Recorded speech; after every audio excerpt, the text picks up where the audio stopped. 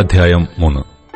മത്സരവും മലിനതയും ഉള്ളതും പീഡിപ്പിക്കുന്നതുമായ നഗരത്തിന് അയ്യോ കഷ്ടം. അവൾ വാക്കുകേട്ടനുസരിച്ചിട്ടില്ല, പ്രബോധനം കൈക്കൊണ്ടിട്ടില്ല, യഹോവയിൽ ആശ്രയിച്ചിട്ടില്ല, തന്റെ ദൈവത്തോട് അടുത്തു വന്നിട്ടുമില്ല. അതിനകത്ത് അതിന്റെ പ്രഭുക്കന്മാർ ഗർജിക്കുന്ന സിംഹങ്ങൾ, അതിന്റെ ന്യായാധിപതിമാർ വൈകുന്നേരത്തെ ചെന്നായ്ക്കൾ. അവർ പ്രഭാതകാലത്തേക്ക് ഒന്നും ശേഷിപ്പിക്കുന്നില്ല. അതിന്റെ പ്രവാചകന്മാർ ലഘുബുദ്ധികളും വിശ്വാസപാതകന്മാരും ആകുന്നു. അതിന്റെ പുരോഹിതന്മാർ വിശുദ്ധ മന്ദിരത്തെ അശുദ്ധമാക്കി ന്യായപ്രമാണത്തെ ബലാത്കാരം ചെയ്തിരിക്കുന്നു. യഹോവ അതിന്റെ മധ്യേ നീതിമാനാകുന്നു, അവൻ നീതികേട് ചെയ്യുന്നില്ല. രാവിലെ രാവിലെ അവൻ തന്റെ ന്യായത്തെ തെറ്റാതെ വെളിച്ചത്താക്കുന്നു. നീതികെട്ടവനോ നാണം എന്തെന്നറിഞ്ഞുകൂടാ. ഞാൻ ജാതികളെ ഛേദിച്ചു കളഞ്ഞു, അവരുടെ കൊത്തളങ്ങൾ ശൂന്യമായിരിക്കുന്നു. ഞാൻ അവരുടെ വീഥികളെ ആരും കടന്നുപോകാതെ വണ്ണം ശൂന്യമാക്കി. അവരുടെ പട്ടണങ്ങൾ ഒരു മനുഷ്യനും നിവാസിയും ഇല്ലാതെ നശിച്ചിരിക്കുന്നു. നീ എന്നെ ഭയപ്പെട്ടു, പ്രബോധനം കൈക്കൊള്ളുക എന്ന് ഞാൻ കൽപ്പിച്ചു. എന്നാൽ ഞാൻ അവളെ സന്ദർശിച്ചതുപോലെയൊക്കെയും അവളുടെ പാർപ്പിടം ഛേദിക്കപ്പെടുകയില്ലായിരുന്നു. എങ്കിലും അവർ ജാഗ്രതയോടെ തങ്ങളുടെ ദുഷ്പ്രവൃത്തികളൊക്കെയും ചെയ്തു പോന്നു. അതുകൊണ്ട് ഞാൻ സാക്ഷിയായി എഴുന്നേൽക്കുന്ന ദിവസം വരെ എനിക്കായി കാത്തിരിപ്പിൻ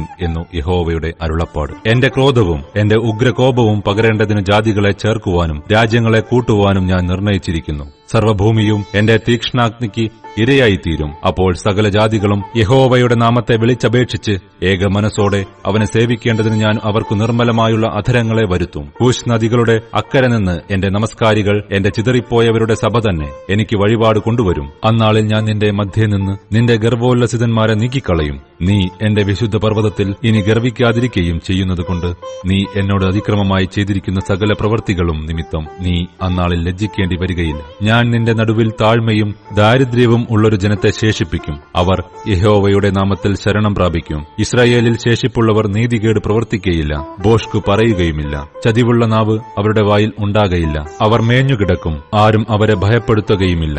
സിയോൻ പുത്രിയെ ഘോഷിച്ചാനന്ദിക്ക, ഇസ്രായേലെ ആർപ്പിടുക. യെരൂശലേം പുത്രിയെ പൂർണ്ണ ഹൃദയത്തോടെ സന്തോഷിച്ച് ഉല്ലസിക്ക. യഹോവ നിന്റെ ന്യായവിധികളെ മാറ്റി നിന്റെ ശത്രുവിനെ നീക്കിക്കളഞ്ഞിരിക്കുന്നു. ഇസ്രായേലിന്റെ രാജാവായ യഹോവ നിന്റെ മധ്യേ ഇരിക്കുന്നു. ഇനി നീ അനർത്ഥം കാണുകയില്ല. അന്നാളിൽ അവർ യെരൂശലേമിനോട് ഭയപ്പെടരുതെന്നും സിയോനോട് അധൈര്യപ്പെടരുതെന്നും പറയും. നിന്റെ ദൈവമായ യഹോവ രക്ഷിക്കുന്ന വീരനായി നിന്റെ മധ്യേ ഇരിക്കുന്നു. അവൻ നിന്നിൽ അത്യന്തം സന്തോഷിക്കും. തന്റെ സ്നേഹത്തിൽ അവൻ മിണ്ടാതിരിക്കുന്നു. ഘോഷത്തോടെ അവൻ നിങ്കൽ ആനന്ദിക്കും. ലജ്ജാഭാരം വഹിച്ചവളായ നിനക്കുള്ളവരായി സംഘത്തെ വിട്ടു ദുഃഖിക്കുന്നവരെ ഞാൻ ചേർത്തുകൊള്ളും. നിന്നെ ക്ലേശിപ്പിക്കുന്ന ഏവരോടും ഞാൻ ആ കാലത്ത് ഇടപെടും. മുടന്തി നടക്കുന്നതിനെ ഞാൻ രക്ഷിക്കുകയും ചിതറിപ്പോയതിനെ ശേഖരിക്കുകയും സർവ്വഭൂമിയിലും ലജ്ജ നേരിട്ടവരെ പ്രശംസയും കീർത്തിയുമാക്കി തീർക്കുകയും ചെയ്യും. ആ കാലത്തു ഞാൻ നിങ്ങളെ വരുത്തുകയും ആ കാലത്തു ഞാൻ നിങ്ങളെ ശേഖരിക്കുകയും ചെയ്യും. നിങ്ങൾ കാണുക, ഞാൻ നിങ്ങളുടെ പ്രവാസികളെ മടക്കി വരുത്തുമ്പോൾ ഞാൻ നിങ്ങളെ ഭൂമിയിലെ സകല ജാതികളുടെയും ഇടയിൽ കീർത്തിയും പ്രശംസയും ആക്കി തീർക്കുമെന്ന് യഹോവ അരുളിച്ചെയ്യുന്നു.